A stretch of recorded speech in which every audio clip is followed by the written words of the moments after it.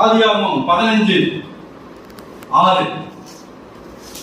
அவன் கர்த்தரை விசுவாசித்தான். ஆபிரகாம் கர்த்தரை விசுவாசித்தான். அதை அவர் அவனுக்கு நீதியாக எண்ணினார். அதை அவர் அவனுக்கு நீதியாக எண்ணினார். ஆபிரகாம் கர்த்தரை விசுவாசிச்சான். வேற ஒண்ணுமே ஆபிரகாம் பண்ணுன மாதிரி தெரியல. பெரிய லெவலுக்குல ஒண்ணுமே பண்ணல. ஆனா பெரிய லெவல விசுவாசிச்சான். பெருசா ஒண்ணுமே பண்ணல. பெரிய லெவல 10 மணி நேரம் ஜெபம், 24 மணி நேரம் ஜெபம், அப்படியெல்லாம் பண்ணல. பெரிய லெவல்ல ஆண்டவருக்காக பெருசா ஒண்ணும் பண்ணல. ஏன்னா ஆண்டவர் செஞ்ச காரியத்துக்கு ஆபிரகாம் அந்த அளவுக்கு செய்யல. ஆனாலும் அவன் பெருசா ஆண்டவரை விசுவாசிச்சான்.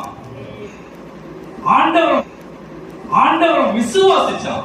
அவ்வளவுதான். நம்ம அப்படிதான். ஆண்டவரை விசுவாசிச்சா போதும். விசுவாசம் சாதாரண விசுவாசம் வைக்கவே கூடாது. நாம மறைத்து போன தெய்வத்தையே ஆராதிக்கிறோம்.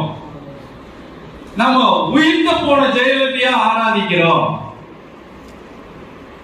கண்ணில்லாத தெய்வத்தையே ஆராதிக்கிறோம். காது கேட்காத தெய்வத்தையே ஆராதிக்கிறோம்.